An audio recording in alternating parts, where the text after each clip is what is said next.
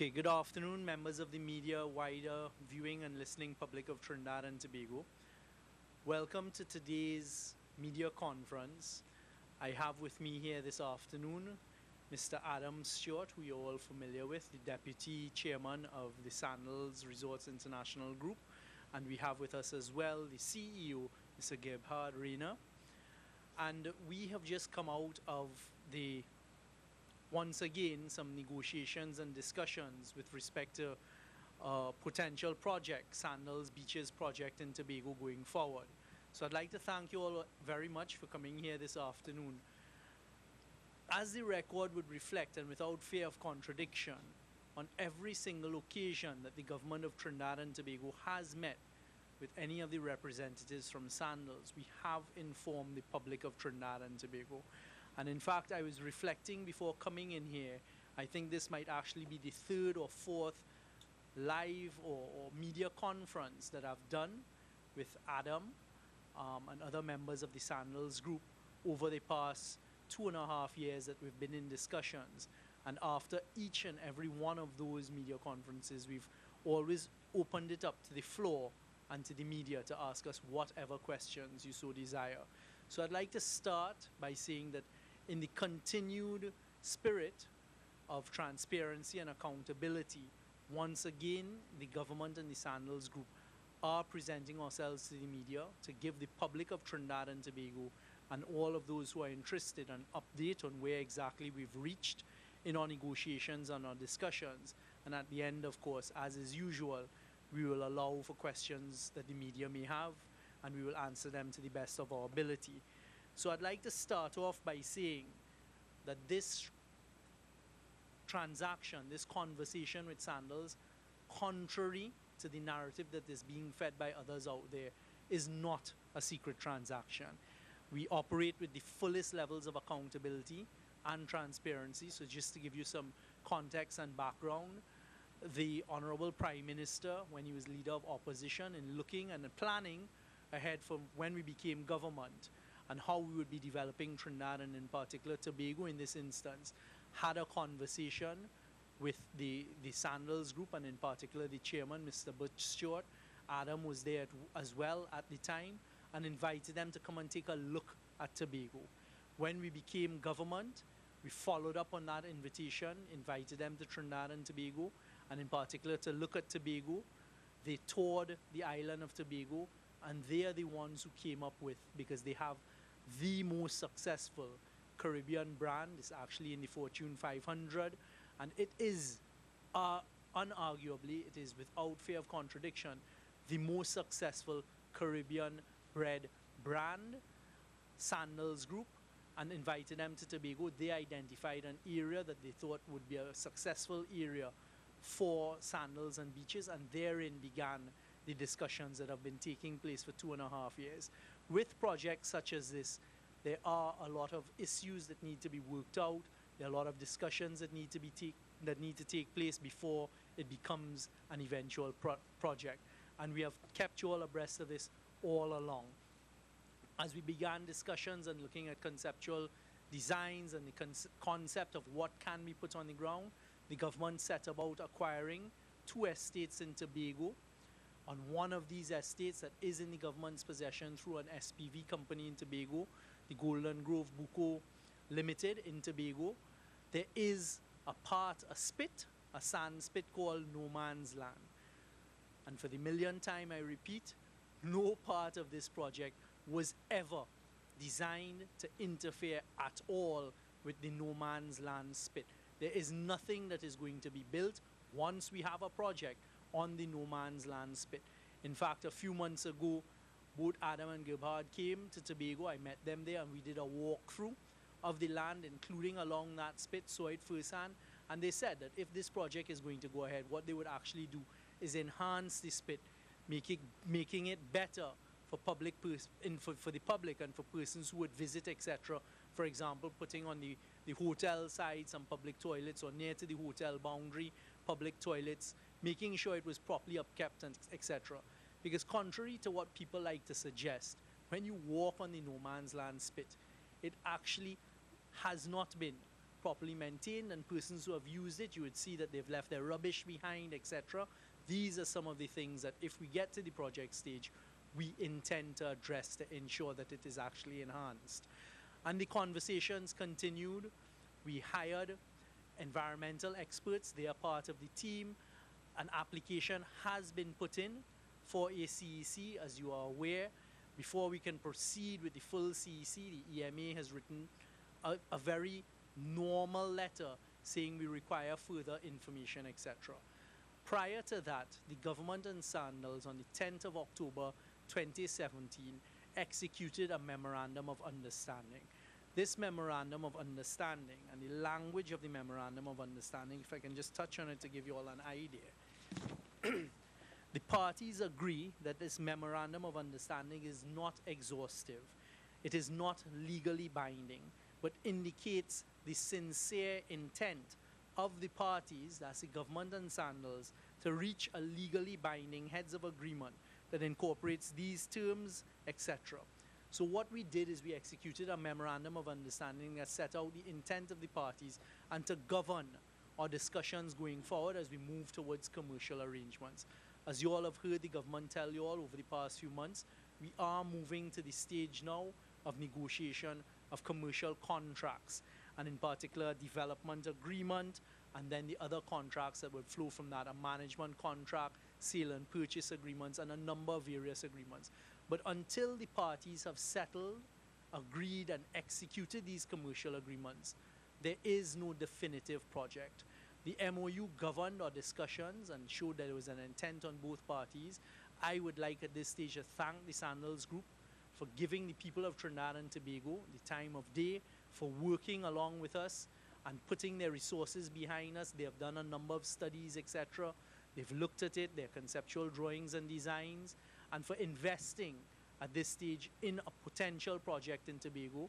And I'm happy to say at this stage, coming out of our discussions a short while ago, and I'll give you all the timetable in a while, we are moving now to the stage of exchange of draft commercial agreements.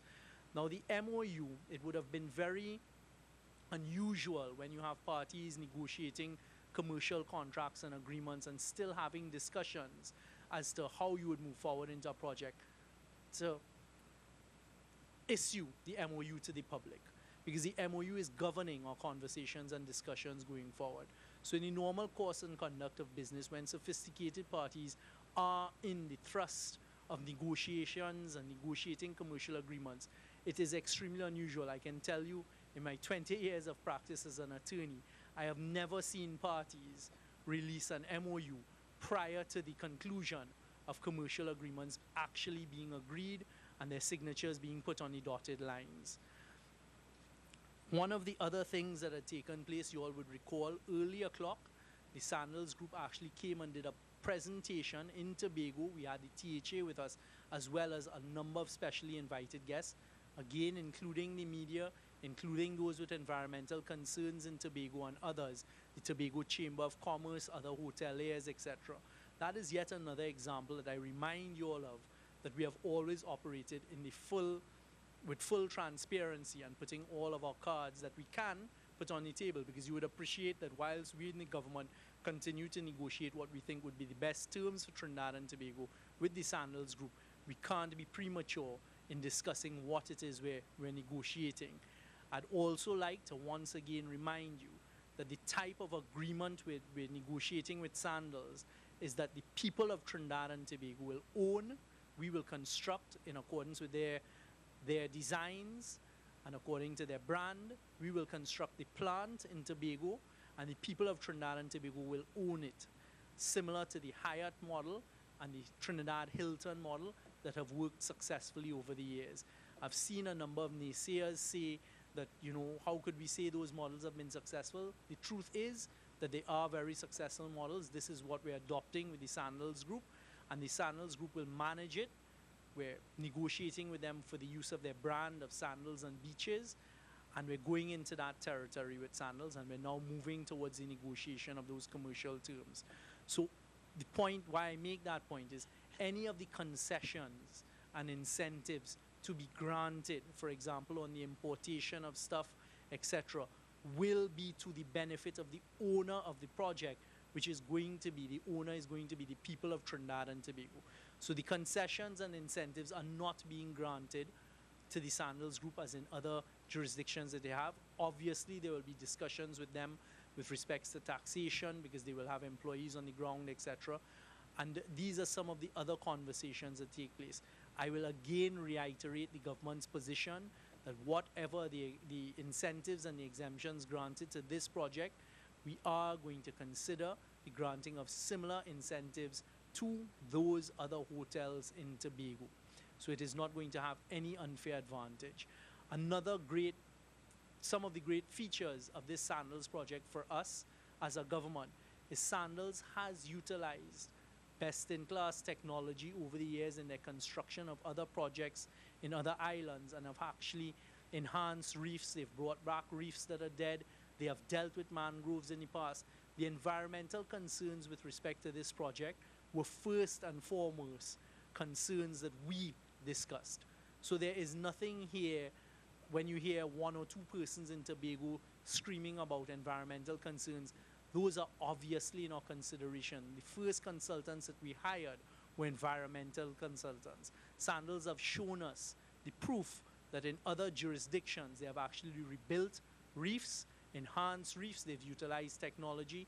What we intend to do with wastewater that currently exists in the area is convert that, turn that around. So the environmental concerns are being addressed.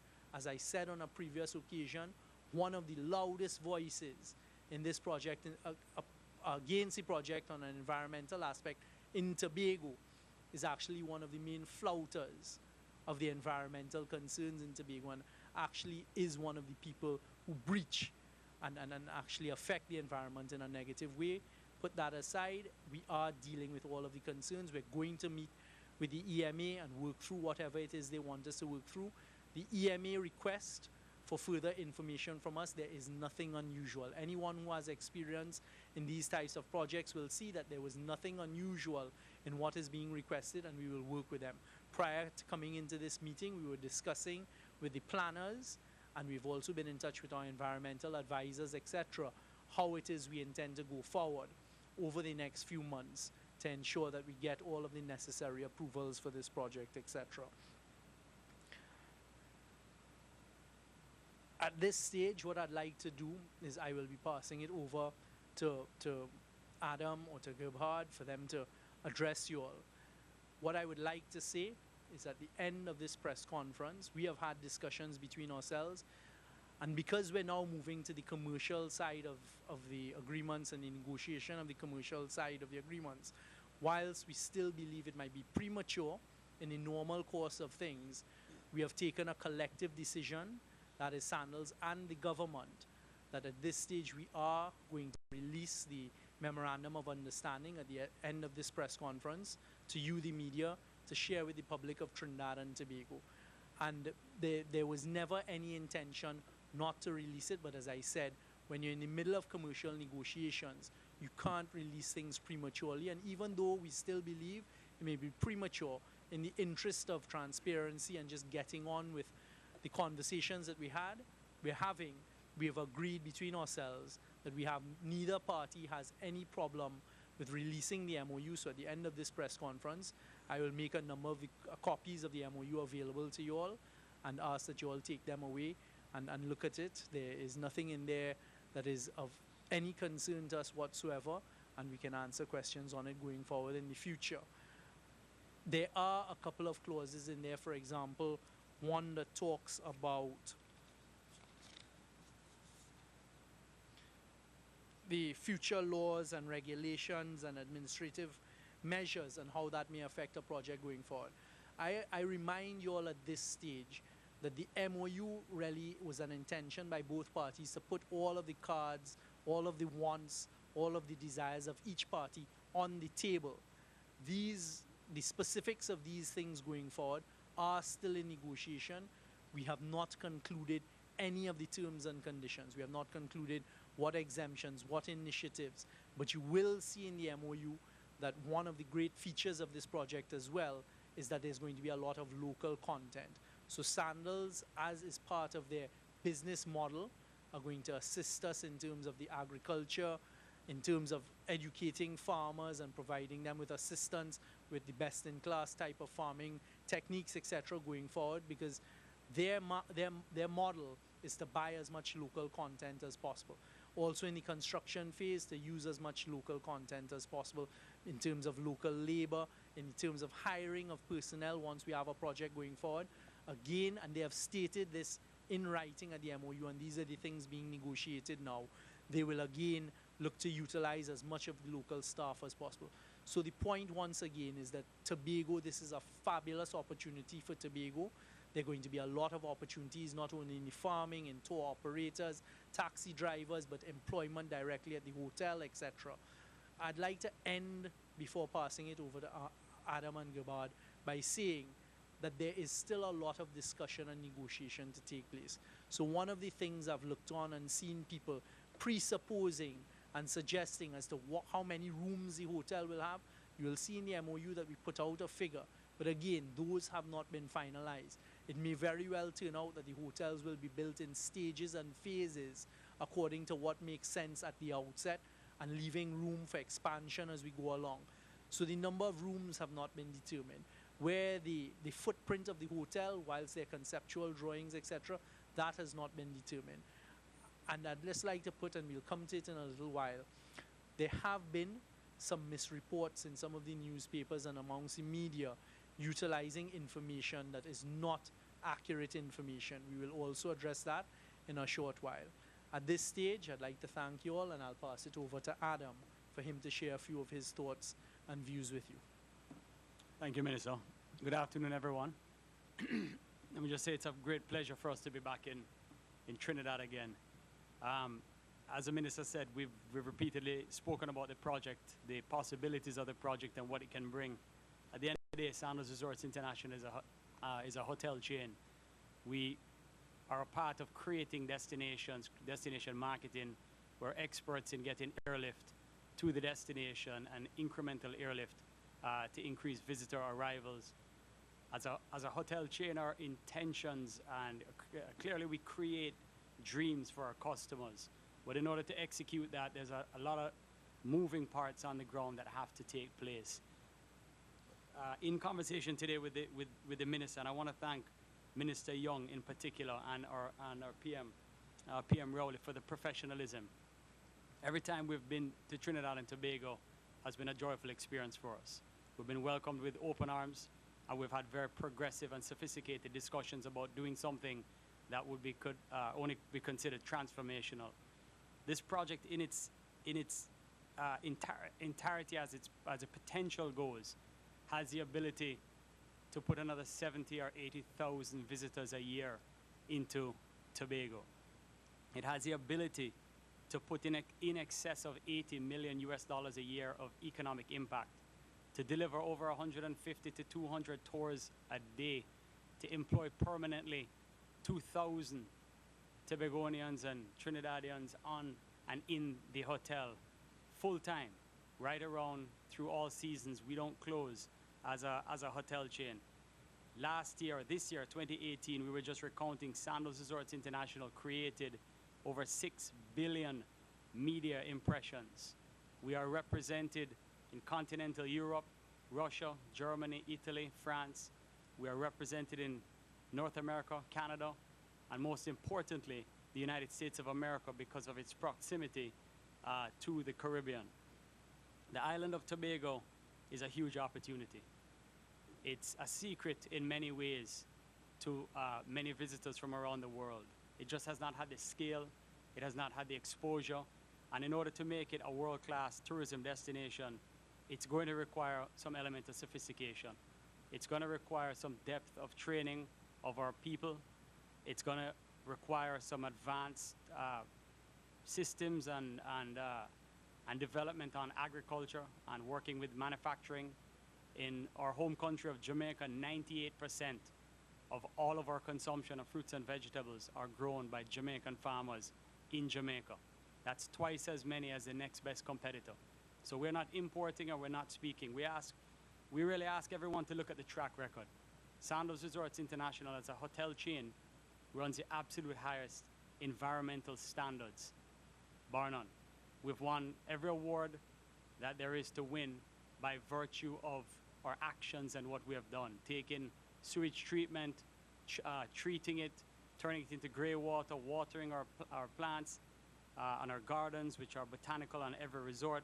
Every hotel has an environmental health and safety manager, meaning there's a full-time employee or team in every resort that is a custodian of all of our consumption.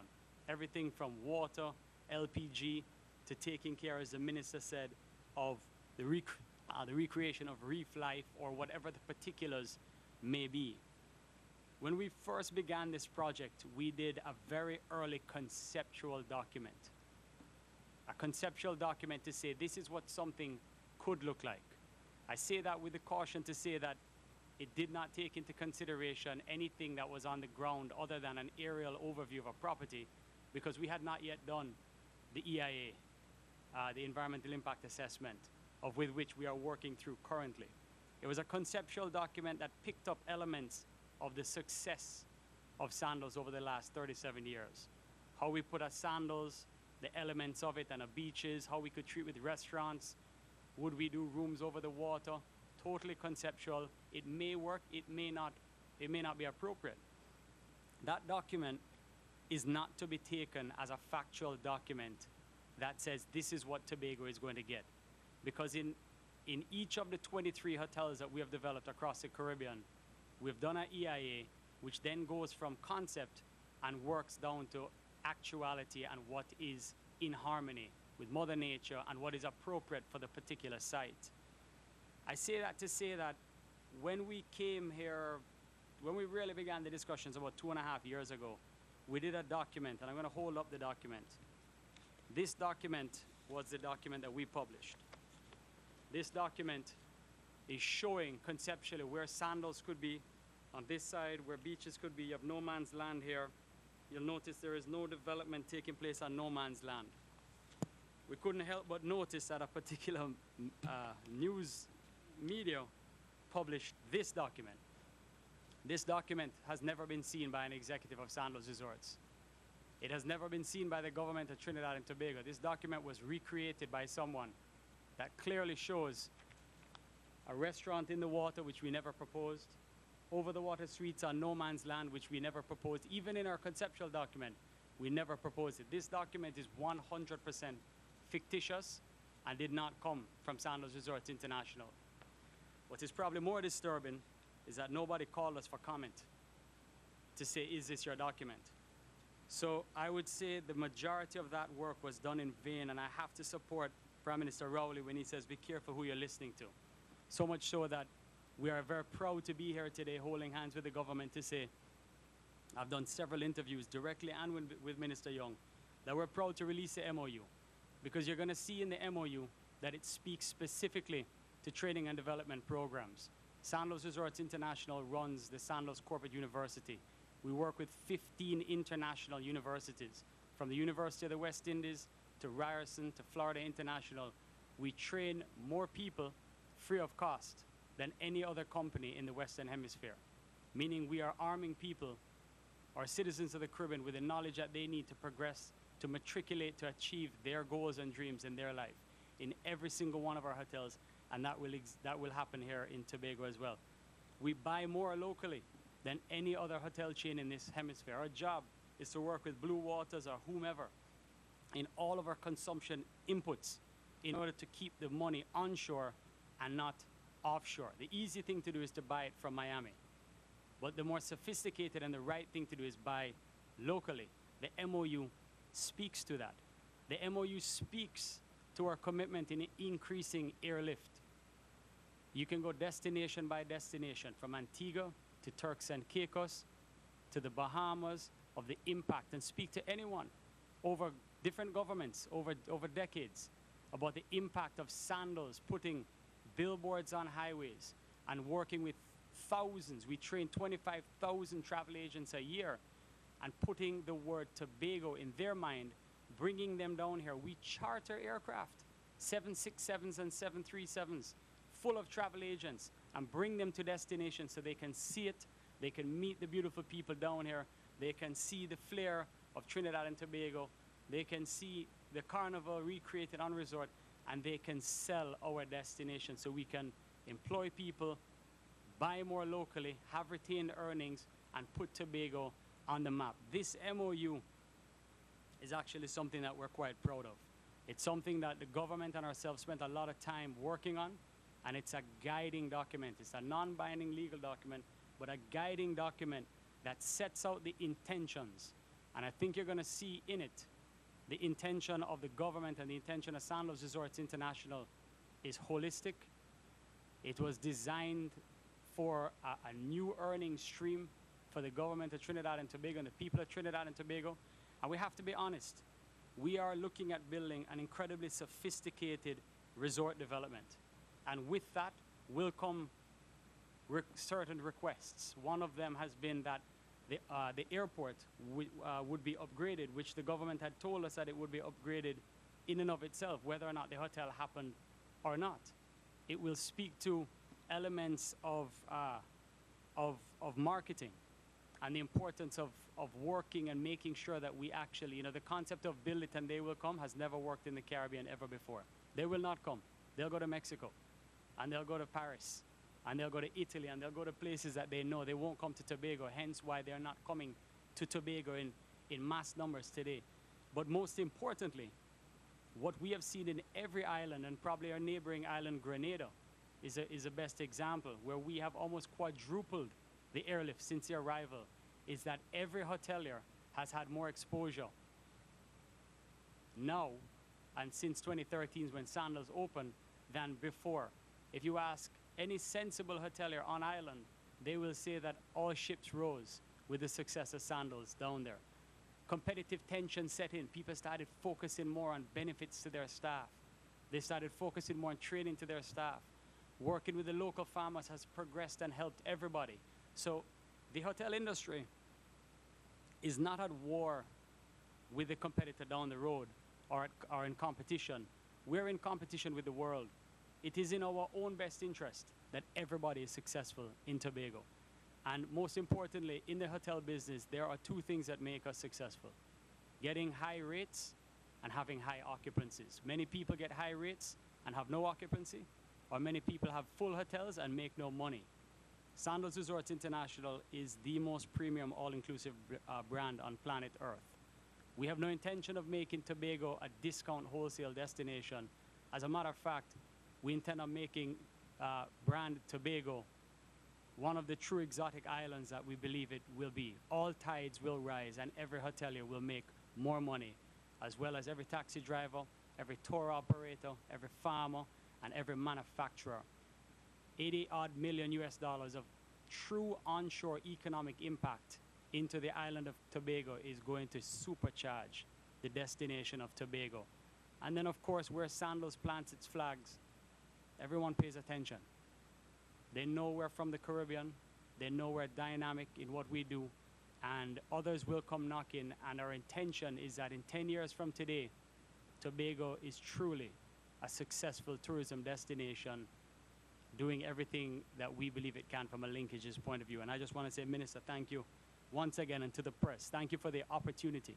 On behalf of Sandals Resorts International, we are progressing nicely, and we are probably most importantly, as is taking place in every investment that Sandals has done, whereby there have been concessions or anything extraordinary necessary to make it a reality. We have asked the government at the end of the negotiation to publish and place in the House those incentives for everyone and anyone to see, because there are no secret deals taking place between the government of Trinidad and Tobago or Sandals Resorts International. Thank you. Thank you very much, Adam. Members of the media, I'd just like to emphasize one of the important points that Mr. Stewart has just made. And this is more conversation for the public of Trinidad and Tobago. Unfortunately, there remain a very small handful of persons who are noisemakers and national nuisances, etc., who want to provide the public with false information, distorted reality, etc. Do not for a moment let it be missed by you that the media recently ran a 4-part story, and part of that story was getting a so-called environmentalist to identify areas on a drawing saying that this is going to affect the environment, etc. As the Prime Minister has said, as Mr. Stewart has just said, and as I will re-emphasize, be very careful where you get your information from. There are only two real sources of information with respect to this deal, that is Sandals and the government of Trinidad and Tobago. And I ask that you just exercise that extra caution going forward, because what Sandals has just told us, that someone created a fictitious document showing a fictitious, completely false drawing of a proposed project that is in no way condoned or associated by either the government of Trinidad and Tobago or Sandals. This moment must not be missed, because what it shows is the great lengths that couple people in society will go to destroy the potential of something you've just heard Mr. Stewart go at lengths to tell us can be beneficial to the people of Tobago and by extension the people of Trinidad and Tobago. Additionally, it was seen that there was a suggestion that this project would cost $8 billion. I was in Tobago when that article came out. When I woke up that morning and saw it, I was in complete shock. I said, $8 billion? Where has this $8 billion come from? And then when I read the article and I saw that it was the marina in Tobago, the extension of the Tobago, a new terminal facility, and a whole set of sundry other projects being put in and trying to tie and associate that with a Sandals project. Again, that is a distortion of reality. As Mr. Stewart has just said, it was always the government's intention to build a new state-of-the-art terminal at the Tobago A&R Robinson Airport going forward, and that is the government's intention to do so. As you all know, the RFPs for that project close in February of next year. The government intends to build a new airport terminal. We are hoping that we would have a Sandals project, and as part of that, in that terminal, there'll be special facilities for anyone who's traveled to Sandals in Jamaica, etc. They have special facilities in the airport for them. But the terminal is not being built for Sandals. It's being built for the people of Tobago, because we want to increase the airlift and better facilities in Tobago.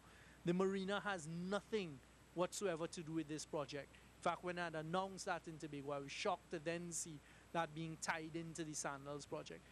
All I ask is that when we report accurately and responsibly, and please be careful about the source of your information, because there are a few people, and they stand up, some of them in Parliament, and make the most amount of noise, but in a vacuous way where they have no facts. At no point in time has the government or Sandals hidden any facts. In part of our transparency, we're here to answer questions and to address any of your concerns. We, the government of Trinidad and Tobago, are very pleased to have been carrying out these conversations and negotiations and discussions with the Sandals Group, and we look forward to being able to come back to you and announce that a deal has been reached. And having said that, it might be the appropriate time to say, coming out of our discussions this afternoon, we expect the exchange of a draft development agreement in the next 24 to 48 hours to come from Sandals. We have then both going to instruct our international lawyers to begin the conversations between themselves, Sandals lawyers and the government of Trinidad and Tobago's lawyers. Our case is White and Case, and Sandals lawyers to have those discussions, conversations. We're looking at having a follow-up meeting to progress our conversation and negotiations somewhere in the week of around the 17th, 19th of December, and then we go into the new year. But we have come up with a time frame as to when we will negotiate and how quickly we can negotiate the commercial terms and conditions of these commercial agreements. Running parallel to that is the application for the EIA, and we've put in for the CEC and these types of things. We'll be working with the EMA in terms of going forward. We've also put in an application to Town and Country Planning, and those things are being progressed as well. So at this stage, at the end of the conference, I'm happy to say that both parties have agreed that in the interest of letting the people of Trinidad and Tobago know what's going on, we will release the MOU. I don't know if Gerhard has anything to add. No, the only thing that I would like to add is, as Adam said in his opening statement, we are grateful for the opportunity to be in Trinidad and Tobago. It's been an absolute pleasure talking with Minister Young, the Honorable Prime Minister. I've had the pleasure meeting the Prime Minister and touring a little bit more of Tobago and the site itself. We walked the site several times. I want to emphasize one thing that has been said a couple of times now here again. Sandals Resorts International is truly an international company. It's a global company. It very often is referred to as a Caribbean company. Yes, it's a Caribbean-based company. It is, as a matter of fact, it is actually the only super brand that has ever been created in the Caribbean. I'm not Jamaican, I'm not Caribbean, I'm European. I have over 35 years experience in the hospitality industry, and I can tell you that this company is in compliance with procedures, with a business approach, just like many other large international companies. As a matter of fact, we have values that clearly indicate to us, and I can assure you we're not going to breach those values, at least not as long as I am the CEO of this company. And those values have never been breached in the past. We have values that we will not throw overboard for anything. And those values are, because it is a Caribbean-based company, to look after the environment, to be in harmony with the environment, and to ensure that whatever we do, we look after the environment in a way that allows us to think for generations ahead. And there are a number of initiatives that we are leading at the forefront in terms of how we deal with the environmental impact of our business, as well as many other businesses that surround us that we work with. This project is a huge opportunity, not just for Sandals. For us, of course, it is an opportunity because it is our business. But it's a huge opportunity for the people of Trinidad and Tobago. And I think Minister Young has been emphasizing this, not just today, but in many previous statements as well. This is a project for the people of Trinidad and Tobago, specifically for the people of Tobago. It is not something that the only benefactor is Sandals, and there is this gray and murky area where a secret deal is being done between the government and Sandals. There is no secret deal, as it has been said. There is no murky area. We're very transparent. We're very open to any questions. We're always available for any questions. As Adam said earlier, it sometimes is unfortunate that when things are being reported on, we are not being asked. We're not being asked for comment. And therefore, it is important as to where you get your information from and the source that you put your trust in terms of what information you are being given. But to repeat again, we're extremely excited and happy to be here. It is a very normal process that we're going through here now.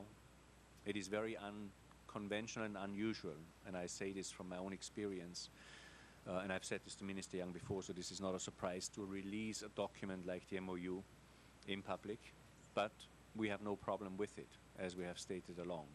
But I want you to understand it is unusual from a business practice to do that, because we are in the middle of negotiations.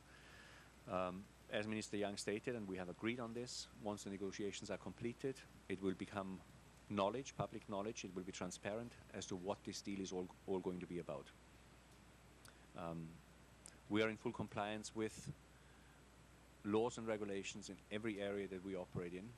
We're in full compliance with all the environmental requirements in every island and in every coastal area that we operate in. And we will be no different here in Tobago. Thank you.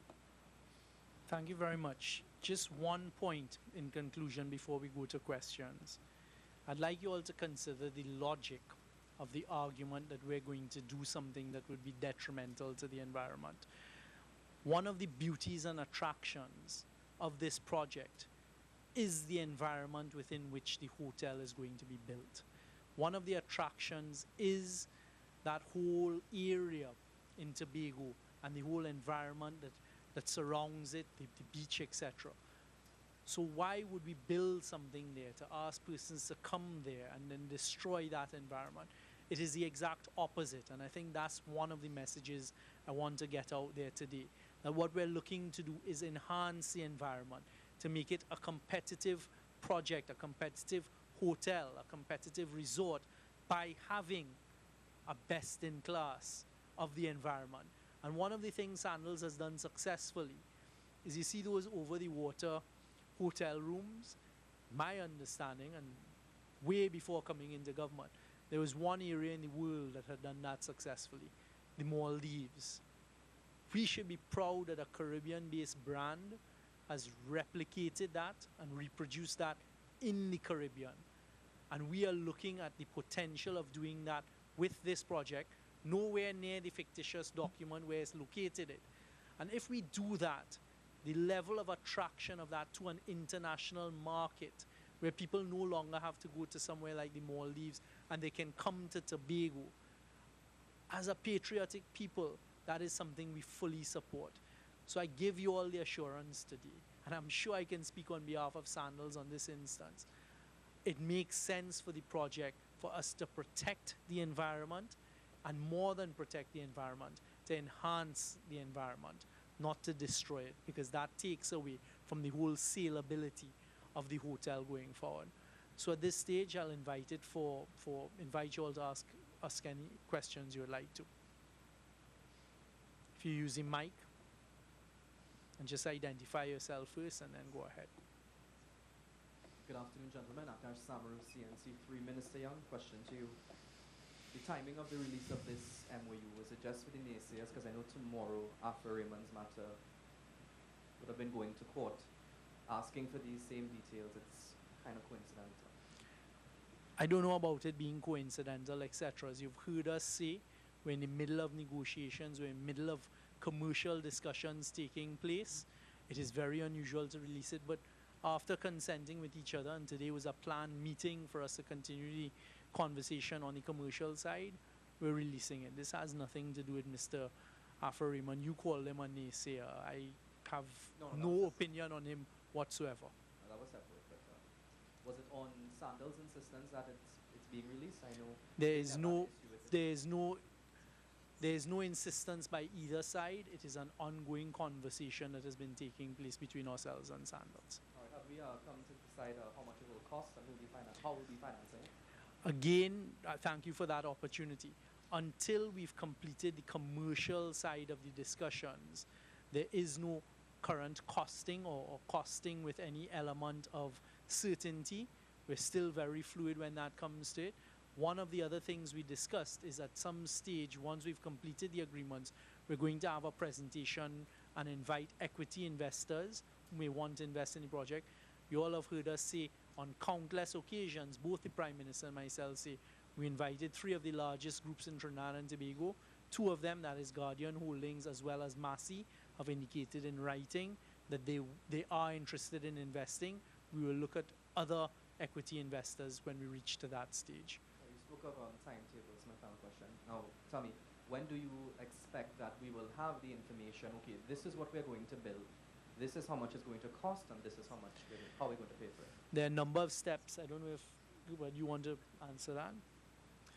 There is a number of steps that we have to go through. So as Minister Young said, we're in the middle of negotiating the commercial terms. There are a number of different agreements from a commercial perspective that we have to go through. So when you look at a timeline in terms of when what is going to be released, this is also impacted by the environmental study that's underway at the moment, because that will guide us as to what and how we can distribute the footprint of the actual resort. So it impacts design, it impacts the engineering aspects of what is being done. To give you an exact timetable at this stage, we can't, because it is dictated by when we will have the base information available that then guides us as to what is done. We do have, of course, indications as to what the expected costs are. That's part of the experience that we have as an operator, naturally. And we can overlay that to different locations. But it would be irresponsible of us to talk about this now, because you can't use those numbers for a public discussion. Once we are ready and have done the actual work that is necessary to do this and have gone through the course of things the way we have explained it now, we will release that information. And once the agreements are being signed, this is part of the information that will be in the agreements as well, it will be made public knowledge. Drew Brown, Drew. 36 years question to you, sir. You said it was unusual in terms of releasing the MOU. Also, then, why make that unusual move at this stage of the negotiation? Let me answer that. We don't need any distraction. We are in the stages of the thrust of the commercial arrangements and agreements, and we just found that there was too much distraction by something that is a non-issue for us. When you get the memorandum of understanding, you will see, for example, there is the usual confidentiality clause that the party should not release the agreement because of the sensitive stage of the commercial discussions taking place. But we are moving in a transparent way, and from our perspective, we were disturbed by the continued distracting conversation of those in opposition who keep saying secret, secret, secret. So what's the best way to show this is not a secret? Here you are, look at it. And that is a consensual position because we know we're progressing with the commercial discussions. Any consideration, or has any consideration been given to the impact of such a hotel, if it is that the hotel is actually built and so on other smaller hotel or guest house operators in Tobago, given the nature of what Sandals operations are in other parts of the Caribbean? You just heard Mr. Stewart talk about the Grenada experience. The answer is yes from a governmental perspective. That has been considered. I'll leave Adam to give the substantive answer he wants to give. But you have to understand they're different models, they're different persons go for different things. So the small guest houses, this isn't going to affect the small guest house. Because if a person wants to go to a small guest house, that's what they're aiming for, that's what they're looking for. They're not looking, Sandals is on the high end of all-inclusive. So if you're going to a small guest house, I don't think it's going to take away from the small guest house by Sandals. But from our perspective, the increased airlift, the increased marketing and promotion of Tobago that Sandals does internationally. You're looking at BBC, you're looking at CNN, during the middle of those broadcasts on international television. Sandals ads come up. That is where Tobago will now be positioned. Adam constantly uses this phrase, the rising tide lifts all vessels. That is the simple principle from the government's perspective. We market Tobago with our Sandals. There's an increase in airlift. We work with that. More people that come, the guest houses and other establishments up their game, they will also get the increases, as has statistically happened in other jurisdictions, for example, Grenada. Let me try and answer in a logical way you can appreciate. So the first thing somebody does when they're choosing to go somewhere is they need to know where they want to go. So the first thing we have to do is plant a seed in the consumer's mind of a place called Tobago. Right now, there are very few people that are considering Tobago for obvious reasons. The marketing isn't there, the exposure isn't there, the brand presence isn't there. The travel trade superhighway, the people that book travel do not know destination Tobago. There is nobody that has had the success that Sandals has had on the training and the learning necessary on destination build out. Then in addition to that, you need to get here. So we can't come on banana boats and we can't take kayaks. We have to come on jet aircraft. So you have to have the relationship with airlines that fly to leisure destinations. And there's nobody that has had bigger impact in working with, the brands that JetBlue, Southwest, American Airlines, Virgin, British Airways. We're not a charter operator. Charter operators sell discount products, which leads right into your question, sir. And it's a great question because there is the Airbnb segment and that tide will rise with this. We are not, so what happened in other destinations? Jamaica fell prey to this, learned the lesson the hard way, and the Dominican Republic, most notably, where there's a thing called segmentation. So segmentation is the difference between a Courtyard Marriott and a Marriott Marquis and a JW Marriott and the Ritz-Carlton, all owned by Marriott, all on the same block, but all at different price points. So we are not the Courtyard Marriott. We are the Ritz-Carlton of all-inclusive. So we're up here. So we are not competing for the same customer. We're not in the space of charging $150 US a night. We're in the space of trying to get $850 to $1,200 a night. So what happens there is when they come and stay in our hotel, right? So we've planted the seed of Destination Tobago. We've built the airlift that we can get them here. And then when they come here, when they come to the destination, then you get the linkages and the workings between destination weddings taking place. Sandals has, we marry 10,000 people a year, couples, 10,000. That is 5 times bigger than the next biggest hotel chain. So we put these two people together. The average group size coming with these weddings is in excess of 40 people. Not every one of those 40 couples or friends can stay at Sandals. So where do they stay? At the guest houses, at a hotel down the beach that's maybe a little bit more affordable, because they're not there for the honeymoon. They're there for the wedding ceremony and maybe a night or two. We don't specialize in 2 and 3 night vacations. We specialize in 7 to 14 night vacations.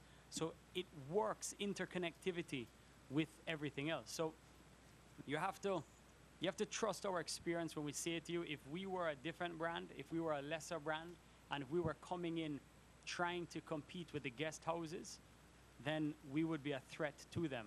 The other very important conversation that I can't speak on behalf of the government, but we have said to the government we would highly encourage, and the government has been quite receptive, is any beneficial incentive that is given to Sandals Resorts International for the maintenance and upkeep of our physical plant should be extended to every villa operator, every other hotelier, and every guest house operator, so that people can continue to afford to reinvest in their product, to keep their product sophisticated, that you can market it at an international level. Tobago wins with the and can grow. It has such an opportunity for the bed and breakfast small villa operator, because that's so much of where the market is going today, where people want to explore these off the beaten path. But the truth is that there is a very strong place for a brand like Sandals and Beaches down here. Sandals being couples only, Beaches being family oriented, in that people look for these leisure products that are high end because they have limited time. More women are working today than ever before. People have less family time than ever before. So they want to go to a destination that they know is safe, and they want to be in a brand that they know has the reputation that when they get their 7-day holiday once a year with their family or their loved one, that they're not taking a chance on a destination having a poor experience. One of the questions you say, in terms of, just for some clarification, I know the government had announced like Hyatt and Hilton's brand management type arrangements.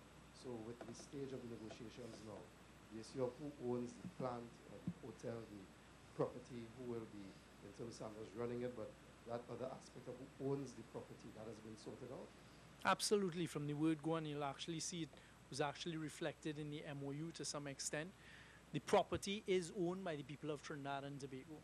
We've set up a special purpose company that the physical land is owned by that special purpose company. We will then develop the construction of the plant, etc. will be done by the government of Trinidad and Tobago, and the payment for that will come from either the government of Trinidad and Tobago 100% or the government of Trinidad and Tobago along with any other equity investors. The name of the company, sir? It is the Golden Grove Buko Estate Limited or something like that. I can't remember. I think that is the correct name of the company.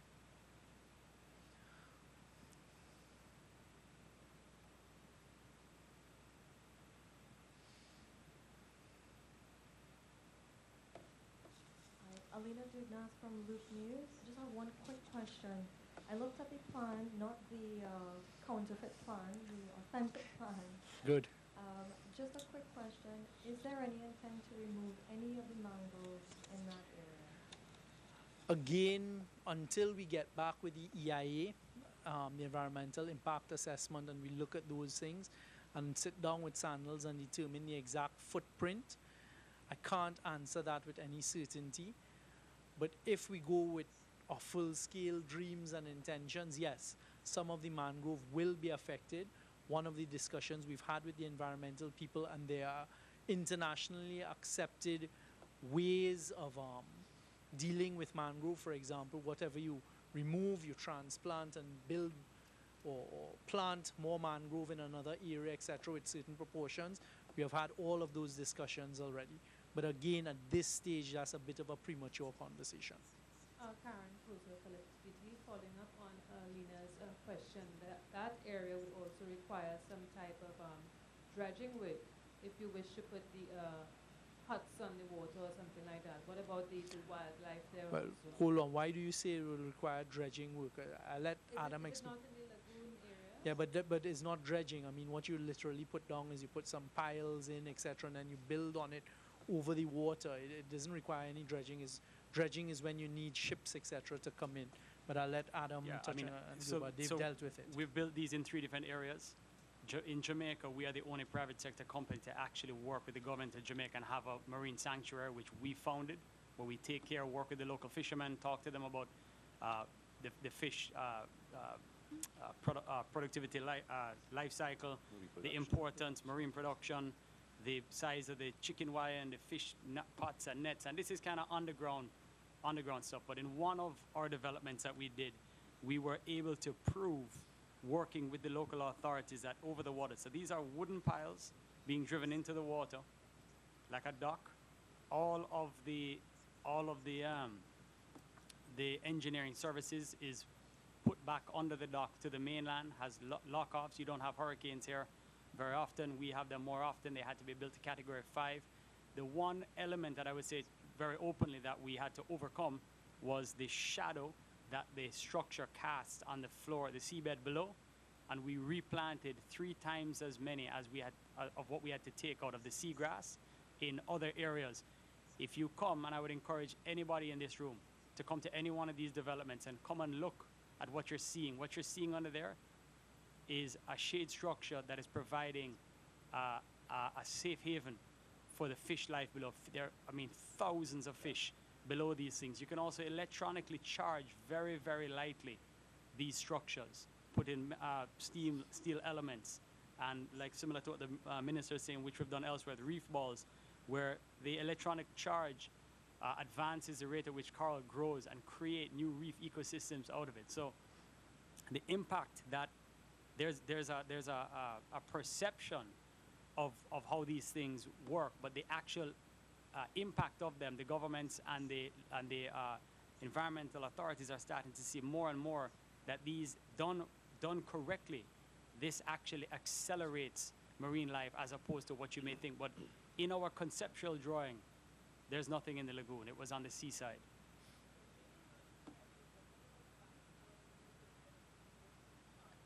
No, absolutely not. You choose an area that would be appropriate, and you simply drive a pile, a wooden pile or a concrete pile that goes down. It's shaken into the ground, and that's it.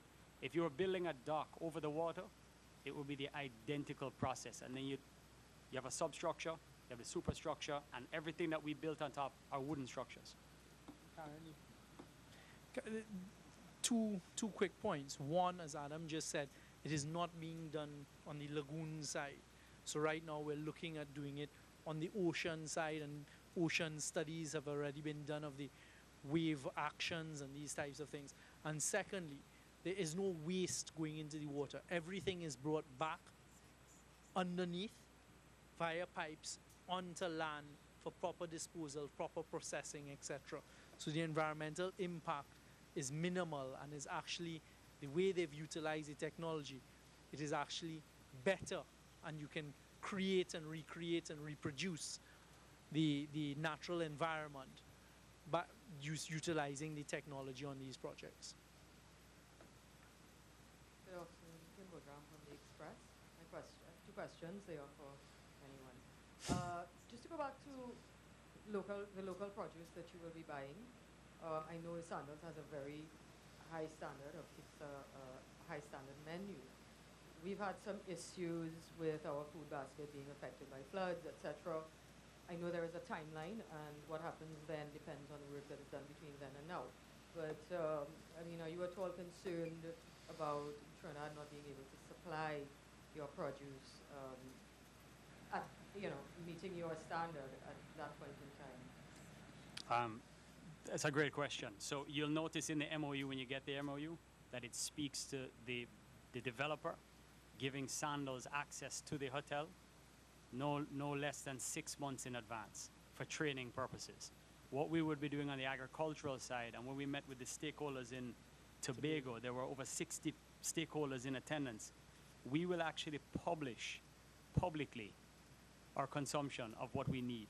We will give manufacturers the opportunity to come and tender and bid on our consumption needs, and we will start working with the farmers well in advance of a year in advance. So we will do a total assessment, as we have done in other islands. Again, Grenada is one of the most recent. We're in the middle of doing it in Barbados today, of what is supplied readily. We'll work with the farmers. We'll have a team that, not just a purchasing team, but an agronomist and agricultural team that will work with them. So some things, in Jamaica is a great example because of our success. Things like microgreens, cherry tomatoes, some of the more specialized products, we couldn't get those 10 years ago. We started working with different farmers. Here are our consumptions, issued contracts to them. They were able to go to the banks. They were able to finance themselves today. As I said earlier, 98% of all of our agricultural products are bought locally. So, the old saying, Rome wasn't built in a day, but I think it comes down to the intention and how open and transparent we will be on what it is that we need. So our policy is buy local first. Now, if we cannot get it, we must always recognize that we are going to build something here that is going to be 5-star international standards. So we will be creating cuisines from all over the world, and but it's all opportunity, and you have a company that's willing to do the work that I've just spoken about and work with the farming community. Again, if you want to see some success, I know Cal flies to Jamaica regularly. Come up there and come and talk to some of the farmers. This year alone, we put 5 young farmers to work. Jamaica imports 20 million pounds of Irish potato. Irish potato is a stable crop. It can sit for a year in a warehouse. We should not be importing any of it. We have arable lands. So we started a pioneering project with 5 young farmers, put them in business, imported the seeds, and now they're supplying Sandals Irish potato. So then after that, we're moving on to another crop. So it's about linkages and it's about connectivity, but I challenge anyone in this room to find a company that spends more time trying to make sure that the success and the trickle down is felt by everybody in the country. I challenge anybody in this room to come and try, show me a better company.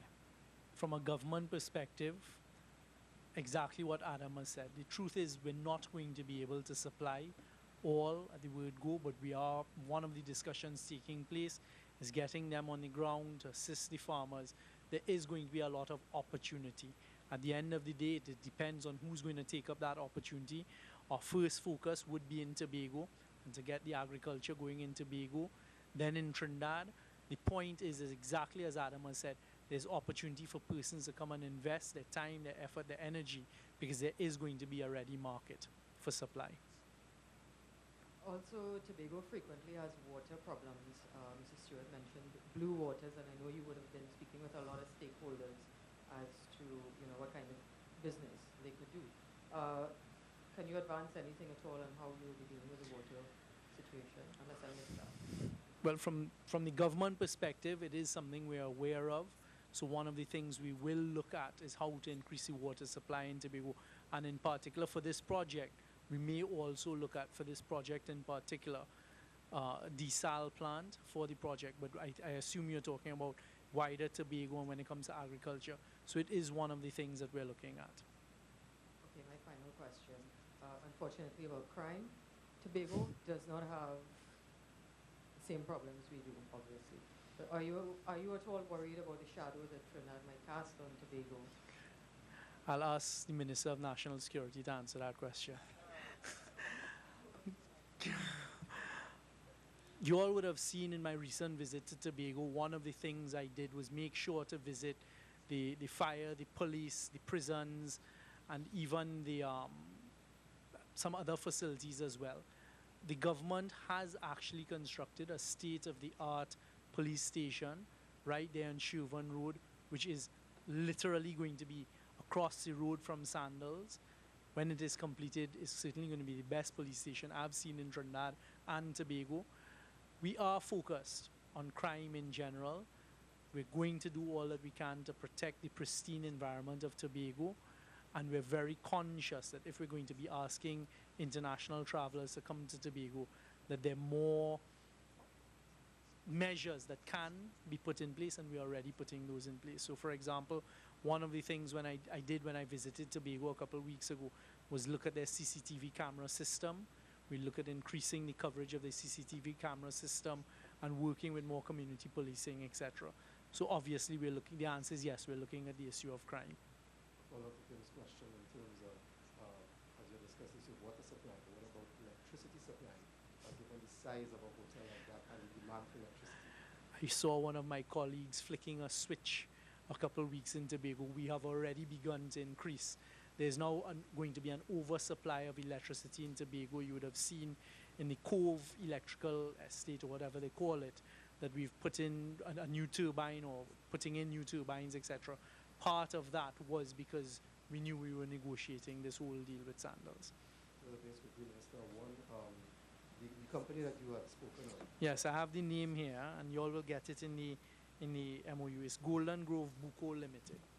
Has it been established? Oh yes, there's a board. Mr. Neil Wilson is the chairman of the board. It's a fully populated board. They've been in operation from the time we've incorporated it.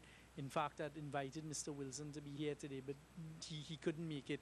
He had some other commitments, etc., and we're in constant contact and conversation with them. And that company now has the Buco estate, which the state purchased from Clico in its name as part of its asset base. It has a budget, it has staff, and these types of things, yes. I do recall a few years ago when late Mr. Manning was Prime Minister, an event for a sword turning for what would have been the new terminal at the Tobago, the airport in Tobago. So this is not something that is a new issue. Did this administration give any sort of deadline as to when that would be actually constructed and in operation? As I said, the RFP has gone out. It's an international RFP for basically a BOLT project, build, own, lease, transfer.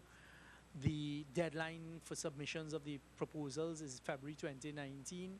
It's being handled predominantly by the Ministry of Finance, and in our weekly meetings, the Minister of Finance has said they're pushing full steam ahead. Another question for me, sir. Is Sandals receiving any incentives in terms of taxes or duties or any sort of waivers to operate in Tobago? You'll see when you get the MOU that we will have conversation, but what we've been trying to emphasize, and I'll overemphasize it, the major types of incentives and exemptions will be coming to the shareholders of the project, which would be people of Trinidad and Tobago. But yes, Sandals are going to have staff here, they're going to have expatriate staff, because at the end of the day, they have a successful brand. They have to keep the brand at that level, so things like payment of income tax, etc., those are some parts of discussion.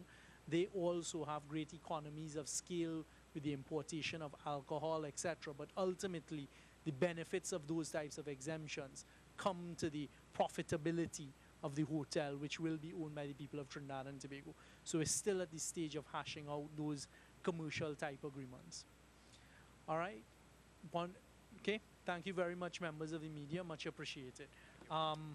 We will distribute some copies of the MOU